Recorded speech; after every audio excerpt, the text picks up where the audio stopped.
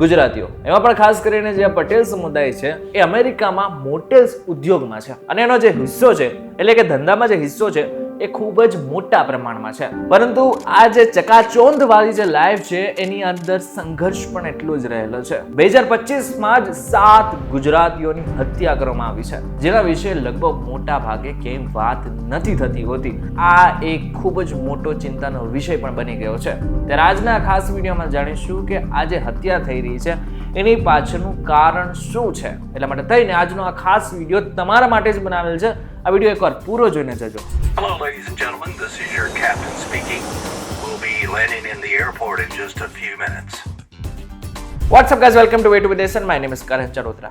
હવે અમેરિકામાં જેટલી પણ મોટેલ છે ને એમાંથી 60% તો માત્ર ગુજરાતીઓ ચલાવે છે. એમાં પણ ખાસ કરીને પટેલ સમુદાયના જેટલા પણ લોકો છે એમાં જે એનો હિસ્સો છે ને ખૂબ જ મોટા પ્રમાણમાં રહેલો છે. આ સફર 1930ના દાયકામાં શરૂ થઈ, જ્યારે કાનજી માંછુ દેસાઈ નામના ગુજરાતીએ જેઓ ત્રિનિદાદથી ગેરકાયદેસર રીતે અમેરિકા આવ્યા હતા તેમને પહેલી મોટેલ લીઝ પર લીધી હતી. બીજું વિશ્વયુદ્ધ ચાલી રહ્યું હતું એ દરમિયાન એમને જ સેક્રામેન્ટોમાં એક બીજી હોટેલ ખાસ કરીને ભાડે લીધી અને ચલાવી પણ ખરા, જેમના માલિક જાપાની અમેરિકન હતા. ત્યારબાદ દેસાઈએ સેન ફ્રાન્સિસ્કોમાં હોટેલ ગોલ્ડફિલ્ડ લીઝ ઉપર લીધી, જ્યાં તેમણે આવતા ગુજરાતીઓ ઇમિગ્રન્ટ્સને આશરો પણ આપ્યો. અને જેટલા પણ પટેલ ત્યાં આવતા ને એમને એક જ સલાહ આપતા કે તમે પટેલ છો ને તો ખાસ કરીને તમે હોટલના ધંધામાં જોડાઈ જાઓ, એમાં ખૂબ જ પૈસા છે.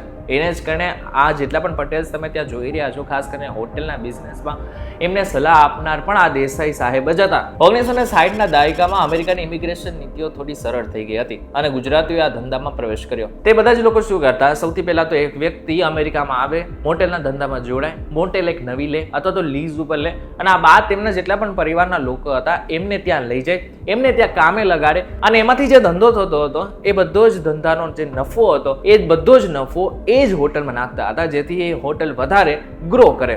આ રીતે એક મોટેલથી શરૂઆત કરીને તેઓએ ઘણી મોટેલો ખરીદી. આજે ગુજરાતી આધારિત Asian American hotel owners association એટલે કે AAHOA પાસે 20,000 સભ્યો છે, જેઓ 33,000 મોટેલોના માલિક છે અને આ એક $52 બિલિયન સામ્રાજ્ય છે. હવે અહીં સુધી તો તમને એવું લાગતું હશે કે મોટેલનો જે ધંધો છે ને બેસ્ટ છે. આવડો મોટો ધંધો હોય, આવડો મોટો નફો હોય તો કોને ના કરવી ગમે. પરંતુ અમેરિકામાં જે હાઈવે ઉપર મોટેલ્સ રહેલી છે અથવા તો ગામડાઓમાં આવેલી છે, આ બધી જ મોટેલોમાં એક સમસ્યા પણ છે. એ બધી જ જગ્યા ઉપર ખાસ કરીને ડ્રગ્સ, ચોરી અને આની સાથે સાથે અનૈતિક ધંધામાં જોડાયેલા જેટલા પણ લોકો છે એ બધા જ લોકો એમને હેરાન કરી રહ્યા છે, જેને જ કારણે 2025માં 7 ગુજરાતીઓની હત્યા પણ થઈ ગઈ છે. ઉદાહરણ તરીકે પેન્સિલ્વેનિયામાં રાકેશ પટેલ જે 50 વર્ષના હતા, તે સુરતના વતની હતા. તેમની ઓક્ટોબરમાં મોટેલમાં ગોળી મારીને હત્યા કરી નાખવામાં આવી.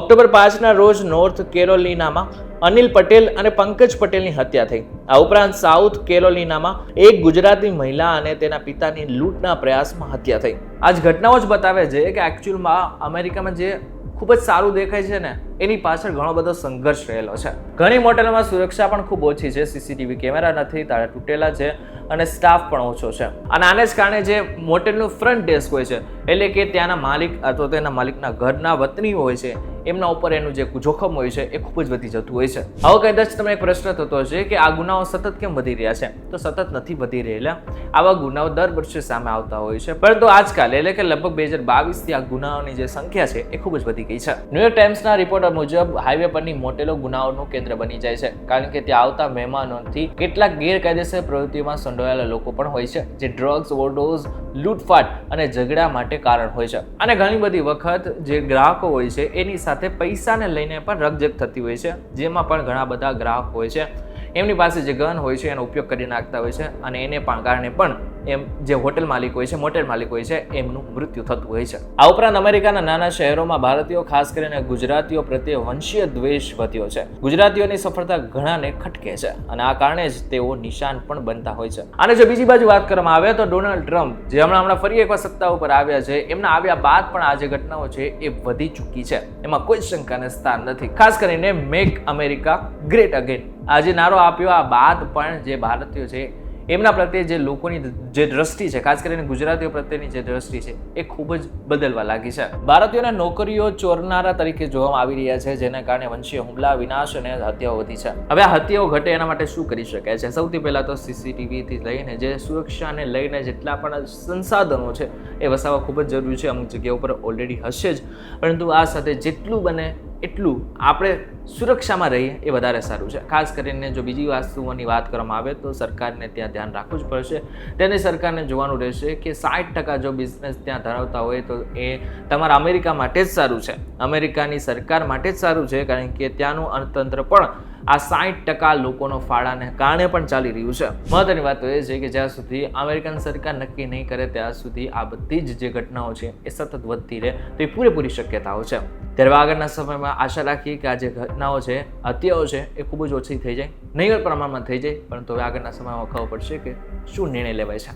ત્યારે આ બાબતને લઈને તમારું શું કહેવું છે અમને જરા કોમેન્ટ કરીને ચોક્કસથી કહેજો. વિડીયો થકી જો તમને કોઈ ઇન્ફોર્મેશન મળ્યો તો વિડીયોને લાઈક અને શેર જરૂરથી કરજો. તો આ જ ઇન્ફોર્મેટિવ વિડીયોઝ માટે VTV ડિજિટલ સાથે જોડાયેલા રહેજો.